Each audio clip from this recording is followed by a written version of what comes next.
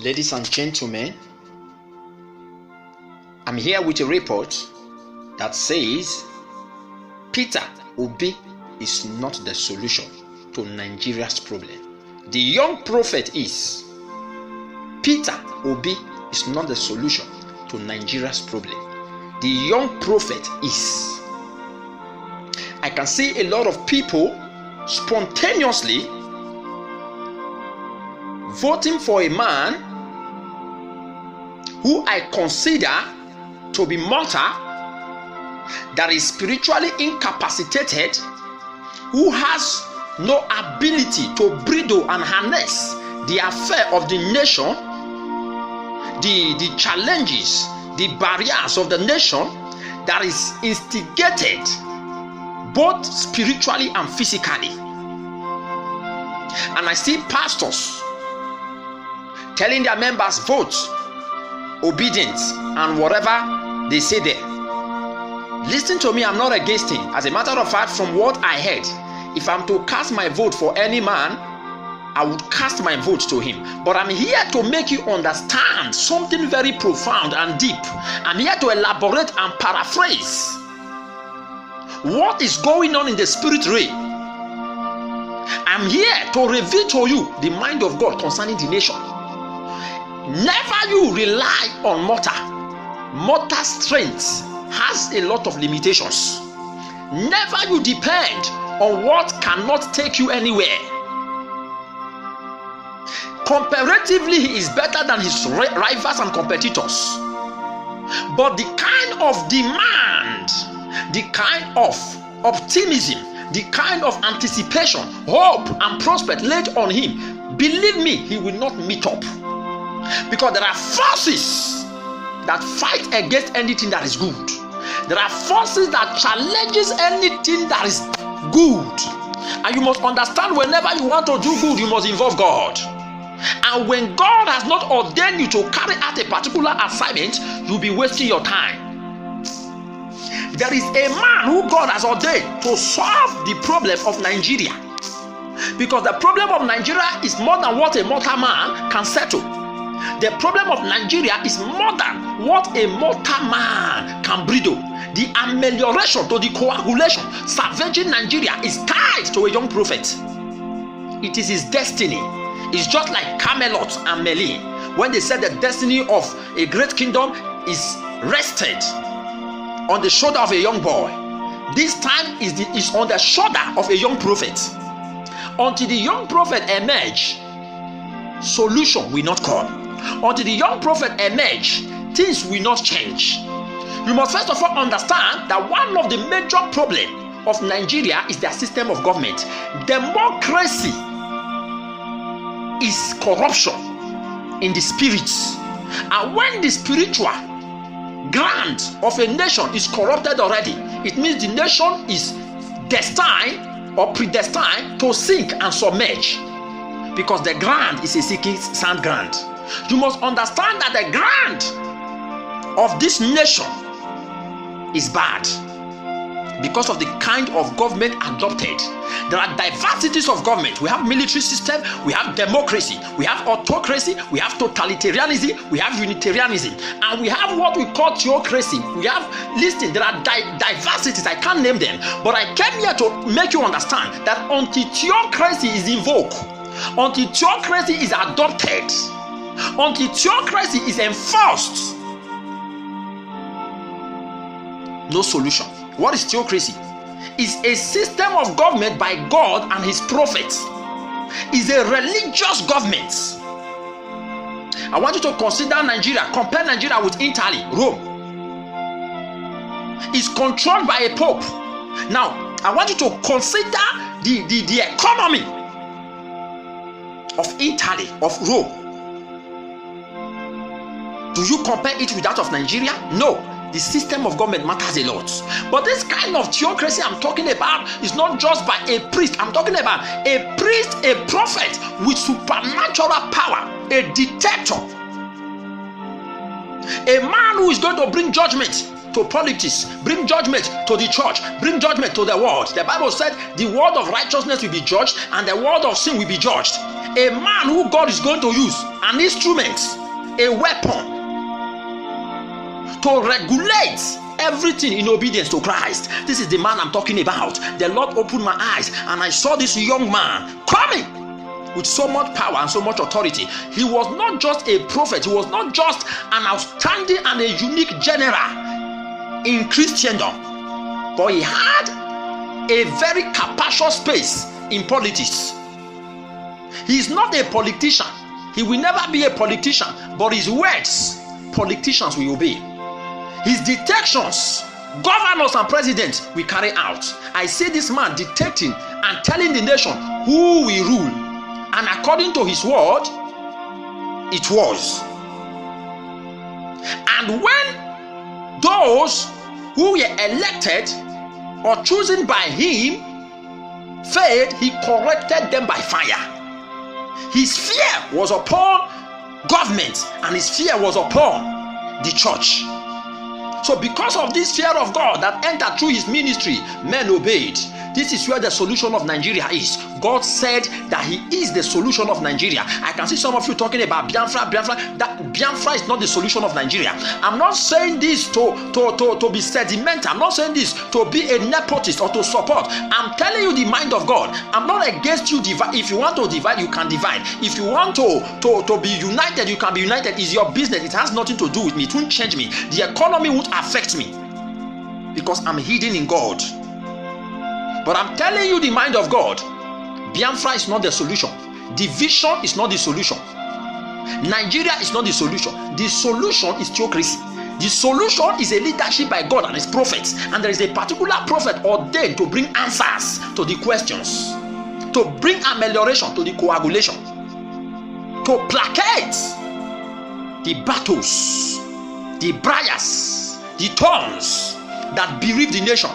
The nation has become a devouring land, and I must make you understand why you must not rely on a mortar, why you must not rely on a man who has touched the defiled, who has touched the unclean. You can't touch anything that is unclean and not be unclean.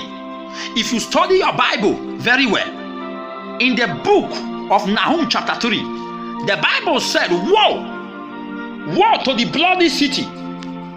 It is all full of lies and robbery. The prey departed not. Woe to the bloody city. It is all full of lies and robbery. The prey departed not. You must understand that Nigeria is a bloody city because it is full of lies. Politicians tell lies. Pastors tell lies. The masses tell lies. The youth lies. It is full of robbery. Politicians rob the nation. Pastors rob the nation. The youth rob the nations. A lot of fraudsters everywhere. Political fraudsters, neutral fraudsters, religious fraudsters, spiritual fraudsters. Everywhere is a bloody city. It is not when you share blood that you become bloody. When you are a robber, you are bloody. When you tell lie, you are bloody because your lie can kill a man. You stealing from people, you can steal their joy. Stealing from people, they can die of high BP. And at the same time, you will rob the person's family of their joy. So a lot of bloody atrocity in the nation because of lies and robbery. This nation is built upon lies and robbery. So you must understand a nation that is built upon lies and robbery will never prosper until the foundation is attacked. And a mortal man cannot bring answer to this. A mortal man cannot unravel this mystery. So that is why I'm telling you, never you rely on any mortal.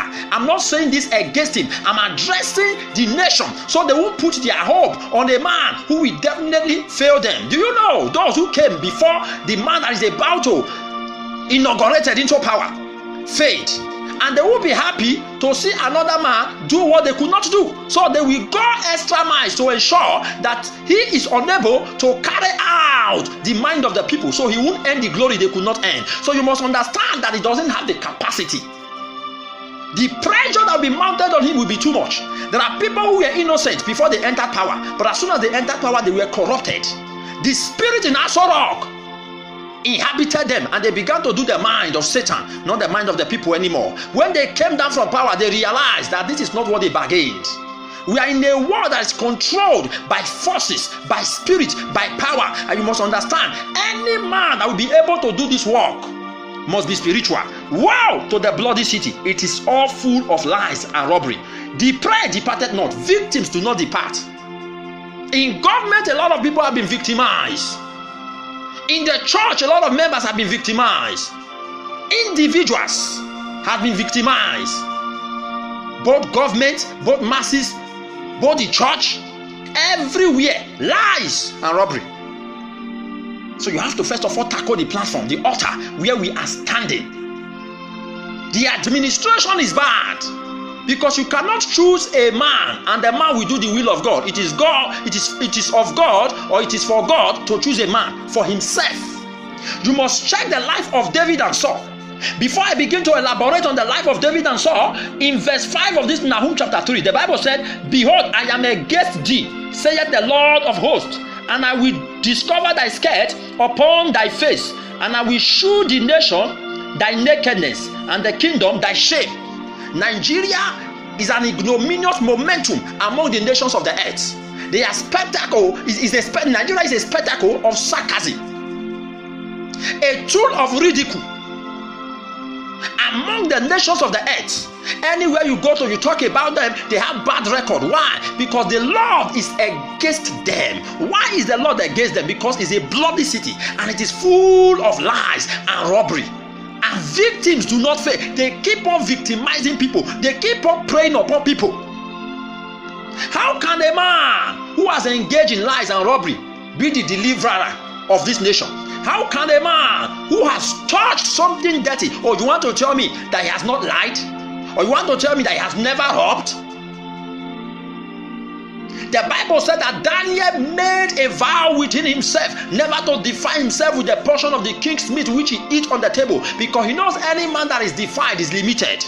There are things you can never do when you are dirty. There are things you can never do when you are stained. These people are stained already. These people are corrupted already. No matter how innocent they may seem, somehow they have robbed. Somehow they have told lies. So a man who has lied, who has eaten with the devil in this nation, cannot be able to pull the nation, the devil away from the nation. The administration, bad. System of government, bad. The ground we are standing, bad. And the man that you are putting your hope on to unravel the mystery is also corrupted with the same corruption that is bereaving the nation. So what makes you think he will be able to solve the problem? So when I see pastors giving accolades, when I see pastors commending, stirring their members to rely on nonsense, to rely on vanity, I smile, because these people are operating from the carnal realm. If they should ascend to the heavenlies and see what is orchestrated there, what they have devised, they will understand that the solution to Nigeria's problem is tied to the young prophet that is to come, because I see him coming with power and majesty. One time, the sons of Samuel began to take bribe. Corruption entered the land, and the elders of Israel went to Samuel and said, "Make us a king, for thou art old and thy children do take bribe and they pervert judgments." The thing displeased Samuel. They took the leadership of God and his prophet away, and they decided to adopt a leadership by a king, a monarch. And God told Samuel, "Do not be grieved, for they have not rejected you, but they have rejected me." So there is a system of government you reject God. And when God is rejected in a land, nothing good will ever come. The devil will sit on the throne. There is a black demon in Africa sitting on the throne of Nigeria, ruling Nigeria in tyranny. The pharaonic nature of the devil is so blatant and transparent in Nigeria. So the only way it can go down, it is when God is invited. So God will only come through his prophets, which he has anointed. So they elected Saul, and Saul began to rule them in oppression. The Cinderella spirit began to control the affair of the land, and the people were afflicted. So when God heard the cry of the people, he sought for a man after his heart, David the son of Jesse, and he anointed him to be a king. Not he anointed him to be a prophet, for he was a prophet from the womb. He anointed him to be a king. So it was when David came that judgment and deliverance took place. The man which the people chose for themselves rejected the word of the Lord, and because of that, God rejected him. How many people have you inaugurated into power, And they failed because they rejected the word of the Lord. They rejected the words of wisdom. Despite wisdom is crying in the street of Nigeria, they refused to take it, and wisdom rejected them. That is why they failed, because these people are not God-fearing. They are men of the people, not men of God. You need a man of God to change the system. The man of God is not going to sit as the president, no, but he's going to dictate. He's going to control those who are seated in power rather.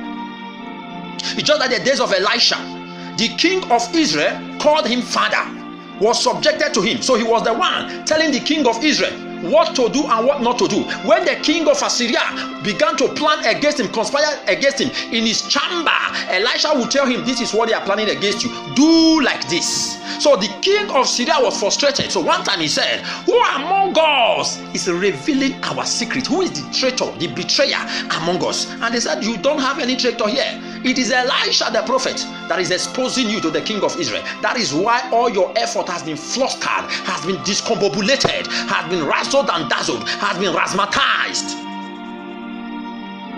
So a prophet from his house, he was controlling the government. This is the system I'm talking about. Until this system appear, Nigeria is wasting its time. Nigeria is wasting her time. Listen and take heed. Saul was not a prophet. Saul was a martyr. Forget that he prophesied. I want you to consider diligently, study your Bible very well. There was never a time that Saul prophesied on his own. It takes the gathering of prophets for Saul to prophesy. He must enter the atmosphere where the prophetic is so active, for the oil which Saul gave to him, which Samuel anointed him with, to what? Be activated. So he need to be ignited before he prophesied. But David prophesied on his own. Study the book of Psalm. He said, I see the Lord sitting at the right hand of the Lord. I see the Lord telling my Lord, sit down at my right hand until I make thy enemy thy footstool. So David prophesied a lot of this, to the point that he even prophesied about the coming of Jesus, and after his death and resurrection, how he was instructed to sit. At a point in Acts of Apostles, Stephen said, I see the Lord standing at the right hand of God. This was what David saw. In the case of David, he was sitting, but in the case of Stephen, he was standing for a purpose, to receive Stephen. So you must understand that the system of government in Nigeria is bad. You need theocracy, leadership by God and his prophet, and the young prophet is on the way. Nigeria should be praying for him to come, because the devil is busy fighting the young man. He's fighting. Listen, the devil has incensed most of his demons against the young man to barricade and to stop his coming, because Satan knows that all he has ever built in Nigeria, the dark buildings, that this man is coming with the weapon of Jeremiah to pull down, to throw down, to destroy, to plant, and to build. He's coming with this weapon, this arsenal. So Satan has resided around him to ensure that he doesn't come out. But whether the devil likes it or not, the God of victory has given victory to this young man. He will definitely appear. When he appears, you will see revolution. Do you think God gave him the three mantle for nothing? The three mantle is not just for the church, but for government, to afflict the wicked. So you must understand that this man is not to be what? Relied on. He's not the hope of Nigeria. He may be better than his competitors. That I don't dispute. But don't put your mind there. Let Nigeria pray for this young man to come. When he shall come, you shall see salvation and deliverance. A corrupted man cannot remove corruption. A man who is stained, a sinner cannot pray for a sinner. A sick man cannot heal a sick man. You need a doctor to heal a sick man. A man who is free from robbery and lies. This is the reason why many pastors could not solve the problem of Nigeria, because they are robbers and they are liars. Check the generals that has emerged in this nation. Despite the prophetic, despite the apostolic, despite the charisma, they are unable to solve Nigeria's problem, because they have eaten with the devil. What trapped others has trapped them. What limited others has limited them. God has opened my eyes on several occasions, and I've seen the limitations of many pastors. Pastors who have been able to solve the problem of this nation. Something stopped them, and they don't know. Some of them know, but they are covering it. The days of this young prophet is going to expose every man. The house of God will be judged. The kingdom of righteousness, the kingdom of the world, will be judged. They will be brought to judgment. This is the voice of heaven, Son of David. Wisdom is crying in the street of YouTube.